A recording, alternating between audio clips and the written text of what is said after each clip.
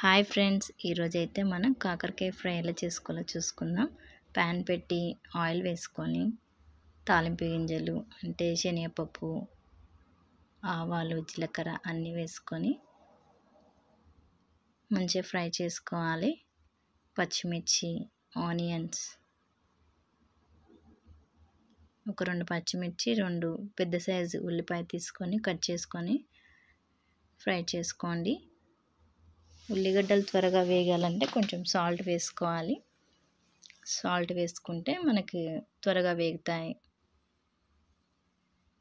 కొంచెం onions colour మారాక అల్లం వెల్లుల్లి పేస్ట్ వేసుకోవాలండి, 1 స్పూన్.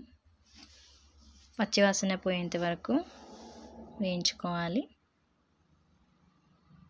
నా స్టైల్లో చేసి చూడండి. కాకరకాయ ఫ్రై ఎంత బాగుందంటే అంత బాగుంటుంది, చేదు లేకుండా ఉంటుంది.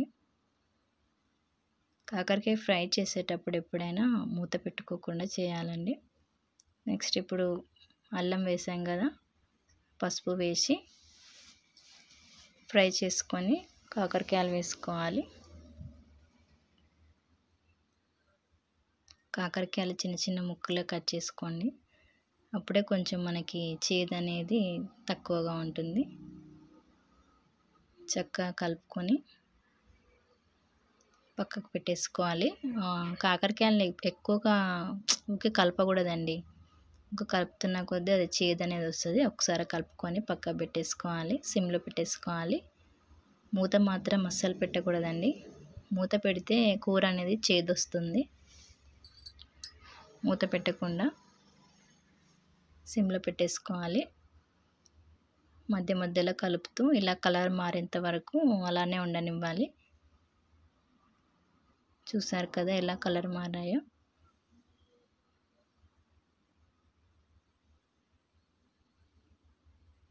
ఇప్పుడు కొంచెం కారం, 1 స్పూన్ కారం, కొంచెం ఉప్పు వేసుకొని కలిపేసుకోవడమే. ఒక 5 మినిట్స్ 10 మినిట్స్ ఫ్రై చేసుకోండి. కారం మగ్గేంత వరకు ఉంచుకోండి. మూత మాత్రం పెట్టకండి. అసలు ఎంత టేస్టీగా ఉంటుందో మీరు ఇలా ట్రై చేసి చూడండి. చూసారు కదా కారం మగ్గిపోయింది.